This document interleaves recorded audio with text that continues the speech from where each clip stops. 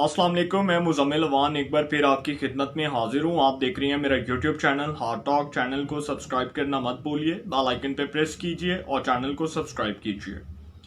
कल Pakistan democratic movement की तमाम जितनी भी अपोजिशन की जमातें हैं उनका एक इजलास हुआ और उस इजलास के अंदर जो अपोजिशन की जमातें हैं उन सब जमातों ने पाकिस्तान पीपल्स पार्टी को सिर्फ एक सिंगल पार्टी जो अपोजिशन के अंदर जो अपने एक अलग किस्म के मुतालबात रखती थी उसको इस बात के ऊपर एग्री करने के लिए, उसको इस बात पे लाने के लिए, उनको इस बात पे कायल करने के लिए उनके ऊपर प्रेशर बिल्डअप किया कि हम असेंबलियों से रिज़ाइन करते हैं। इमरान खान साहब की हुकूमत के लिए जो है एक उनके ऊपर एक प्रेशर बिल्डअप करती हैं और अगर हम तमाम जमातें रिज़ाइन कर देती हैं तो फिर इमरान खान साहब की हुकूमत का चलना मुश्किल हो जाएगा, फिर वो आगे मज़ीद जो है वो अपना टेन्योर सर्वाइव नहीं कर सकती। इस तमाम सियासी अमल के साथ साथ जो है वो पाकिस्तान पीपल्स पार्टी ने ख़ास करके आसिफ अली जरदारी साहब जो पाकिस्तान पीपल्स पार्टी के शरीक चेयरमैन है, साबिक सदर हैं, उन्होंने एक अलहदा जो है ना वो अपनी कहानी सुनाने की कोशिश की और उस कहानी को उन्होंने बहुत हद तक जो है ऑपोजिशन के अंदर इस हद तक उन्होंने इसको ऐसे कह सकते हैं कि आप इसको कामयाब बनाया कि ऑपोजिशन को अपना जो लॉन्ग मार्च है वो मुलतवी करना पड़ा। ऑपोजिशन ने ये सोचा नहीं था कि वैसे ऑपोजिशन जो है वो अपना लॉन्ग मार्च मुलतवी करेगी, उसके बाद एक नई डेडलाइन देगी, उसके बाद कुछ अहम फैसले होंगे। ऑपोजिशन की जो फैसले हैं वो बेसिकली पाकिस्तान डेमोक्रेटिक मूवमेंट के प्लेटफॉर्म से ही होने हैं। मौलाना फजलुर रहमान साहब जो पाकिस्तान डेमोक्रेटिक मूवमेंट के सदर हैं वो कल बहुत मायूस नजर आए। ज़ाहिर सी बात है कि पाकिस्तान पीपल्स पार्टी ने अपने कुछ मुतालबात भी रखे और मैं समझता हूँ कि ये जो इत्तेहाद है जिसके बायस मैं समझता हूँ कि सबसे ज़्यादा जो नुकसान पहुंचा है वो वोटर्स को पहुंचा है, वो एक आम शहरी को पहुंचा है, वो जिसने बहुत सी उम्मीदें, बहुत सी ख्वाहिशात वाबस्ता की थी पाकिस्तान डेमोक्रेटिक मूवमेंट से, उसको बहुत हद तक नुकसान पहुंचा है। और जो वोटर ट्रेंड होता है ना, जब भी कोई सियासी जमात अपनी मर्जी और अपनी मंशा के मुताबिक फैसला करती है और उसमें वोटर की राय मौजूद नहीं होती तो फिर जो वोटर ट्रेंड है ना वो बड़ी तेज़ी के साथ टूट जाता है। इसी तरह कल जो पाकिस्तान पीपल्स पार्टी है उसने एक सियासी कार्ड खेला और वो जो सियासी कार्ड है मैं समझता हूँ कि वो सियासी कार्ड इस लिहाज से पाकिस्तान पीपल्स पार्टी उसको खेलने में बहुत हद तक कामयाब हुई कि तमाम अपोजिशन की जितनी भी जमातें हैं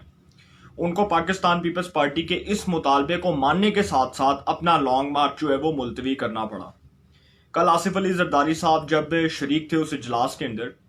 तो उन्होंने मियां नवाज शरीफ साहब से बहुत से गिले शिकवे किए। जब नवाज शरीफ साहब भी वीडियो लिंक के जरिए इजलास में मौजूद थे तो उन्होंने कहा कि जी आपने अपने दौर में कोई रिलीफ नहीं दिया, आपने कोई तनख्वाहें नहीं बढ़ाई, आपने अवाम को कोई बुनियादी पैकेज नहीं दिया। सागडार साहब के बारे में आसिफ अली जरदारी साहब का कहना था कि सागडार साहब तो वोट डालने नहीं आए, जबकि आसिफ अली जरदारी साहब जिन्होंने मुस्लिम लीग नून की पेट में छुरे घोंपे, अगर इस तारीख को उठा के देख लें 2018 के सेनेट के इलेक्शंस हुए उसमें सादिक संजरानी को आसिफ अली जरदारी जितवाते हैं। तहरीक में तमाद जो सेनेट के अंदर आती है उसमें आसिफ अली जरदारी साहब सादिक संजरानी को बचवा देते हैं, उनके खिलाफ जो तहरीक में तमाद उसको नाकाम बनवाते हैं। आसिफ अली जरदारी साहब शायद ये भूल गए कि सैयद यूसुफ रजा गिलानी जो सेनेट के मेंबर बने वो मुस्लिम लीग नून के वोटों से बने। कल जब मरियम नवाज साहिबा से वो कल गिले शिकवे कर रहे थे आसिफ अली जरदारी साहब, तो कल मरियम नवाज साहिबा ने उनको स्ट्रेट फॉरवर्ड उनके मुंह पर ये बात कही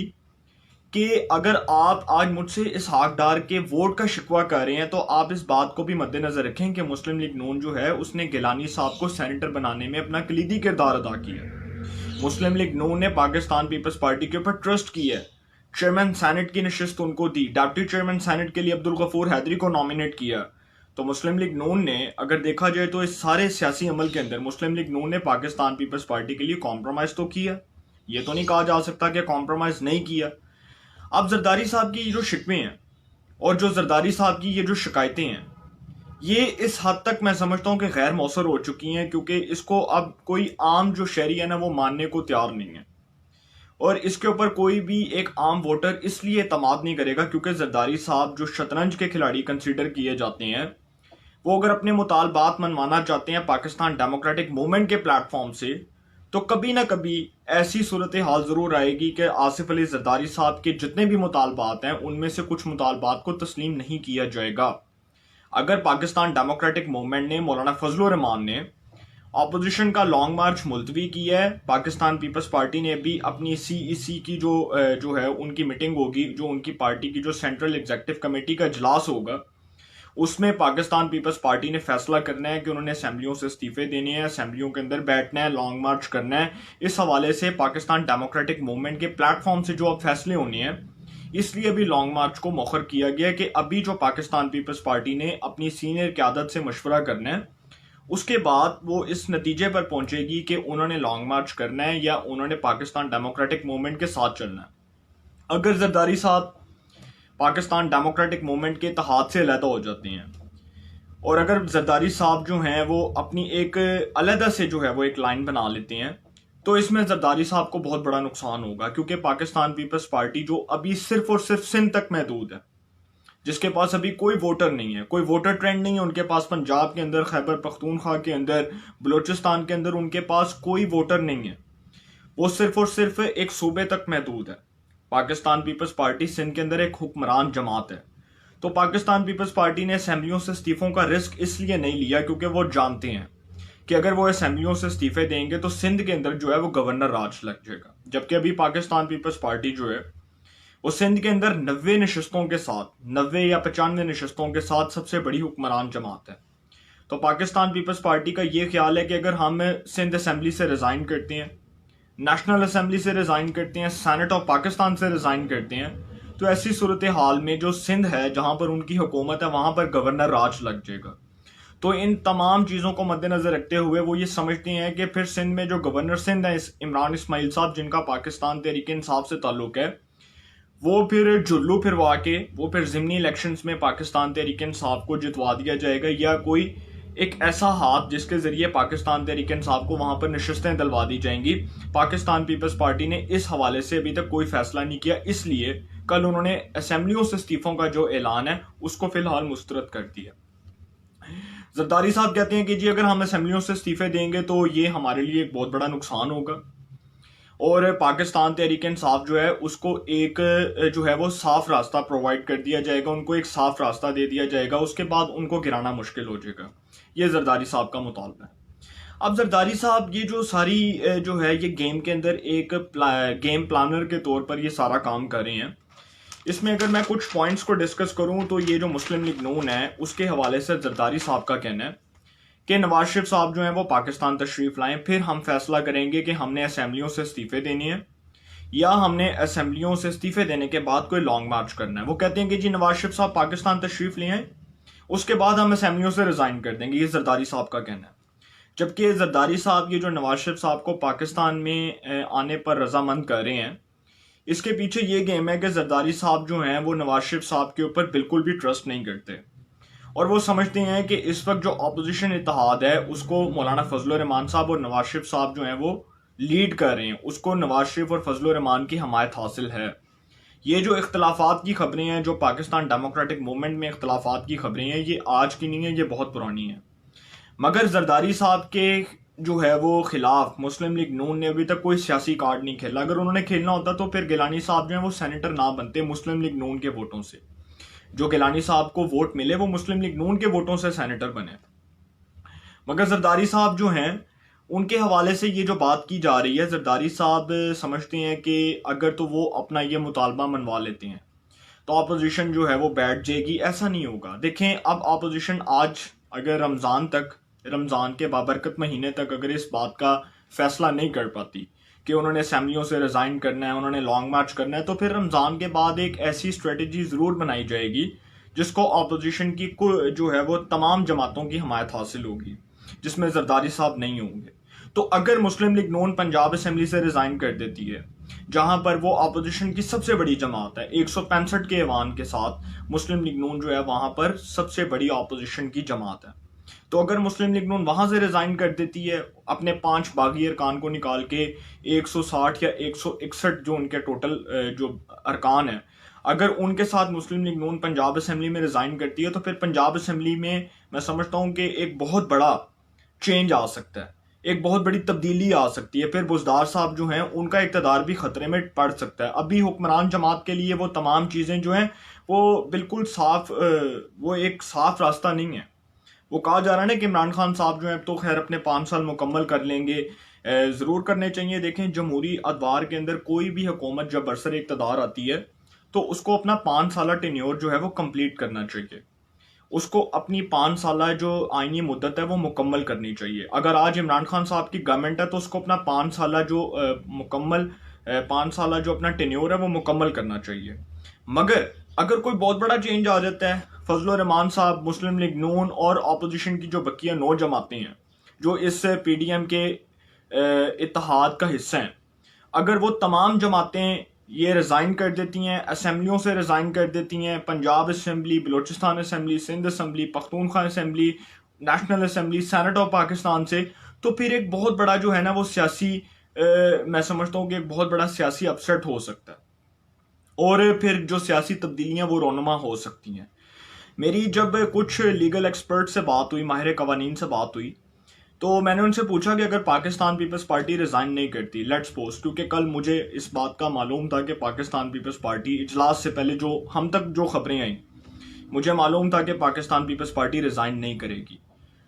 तो जब हम तक ये खबर आई कि पाकिस्तान पीपल्स पार्टी ने इनकार कर दिया, तो मैंने जब कुछ लीगल एक्सपर्ट से ये जो है वो पूछा कि मुस्लिम लीग नून, जमीयत उलमा इस्लाम और बाकी जमातें अगर रिज़ाइन करती हैं तो क्या नेशनल असम्बली और बाकी जो प्रोविंशियल असम्बलीज हैं वो चल सकती हैं? तो माहिर कवानीन कहते हैं कि जी, कानून के मुताबिक जो है जो भी हुकूमत ऐवान में होती है उसको 25% नुमाइंदगी चाहिए होती है।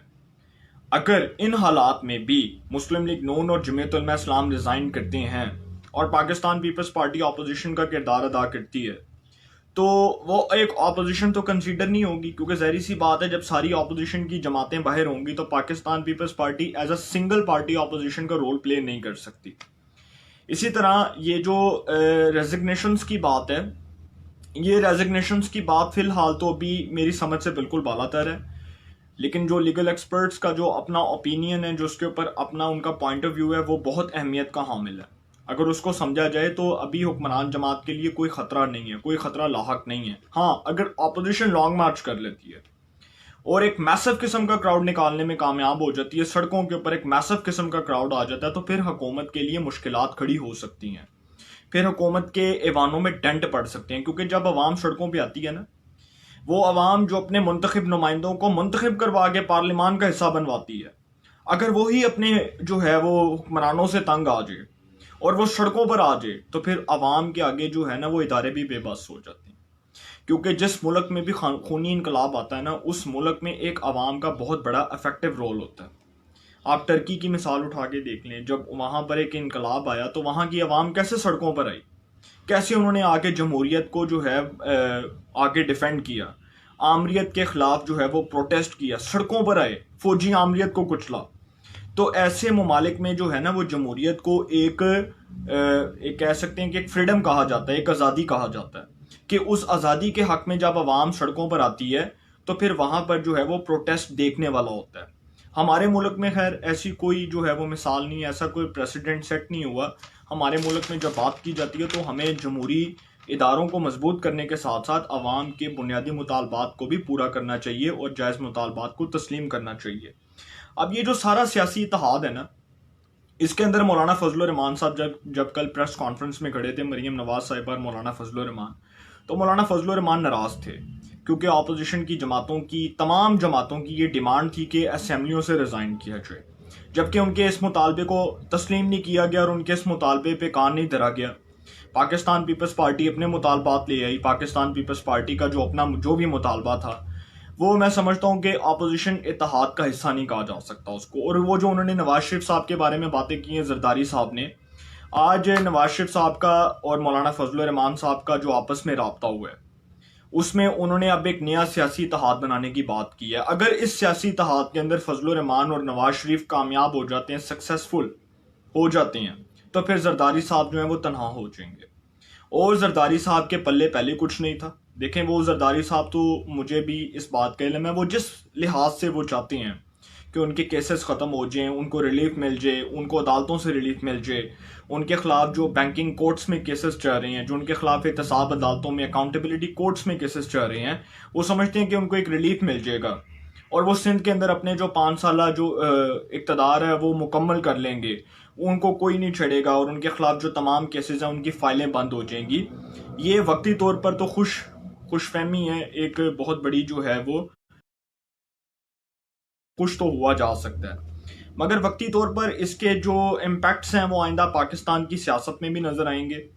और जो फजल रहमान साहब का और जो नवाज शरीफ साहब का जो सियासी इत्तेहाद है उसमें बकिया जो अपोजिशन की जमातें वो भी शरीक होंगी।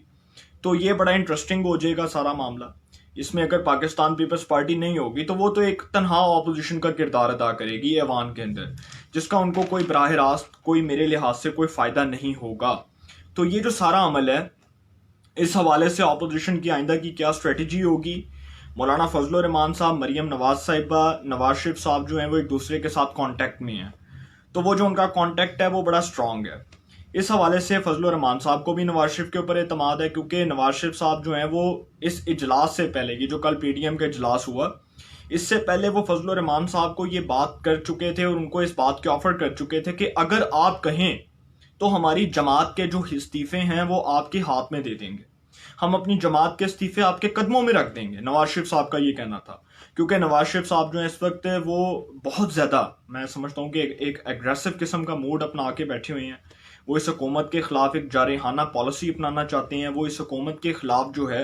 एक ऐसा मोमेंटम बिल्डअप करना चाहते हैं कि जिस मोमेंटम के थ्रू वो आवाम को इस बात के ऊपर कायल कर सकें कि इस जो है हुकूमत ने आवाम के लिए कुछ नहीं रखा, इस हुकूमत ने आवाम को कुछ नहीं दिया, इस हुकूमत ने आवाम को कोई बुनियादी रिलीफ नहीं दिया, ये हुकूमत जो है वो आवाम दुश्मन हुकूमत है। वो इस बयानिए को आवाम में जो है वो मकबूल करना चाहते हैं, लेकिन वो बयानिया तब मकबूल होगा जब वो सड़कों पर आएंगे,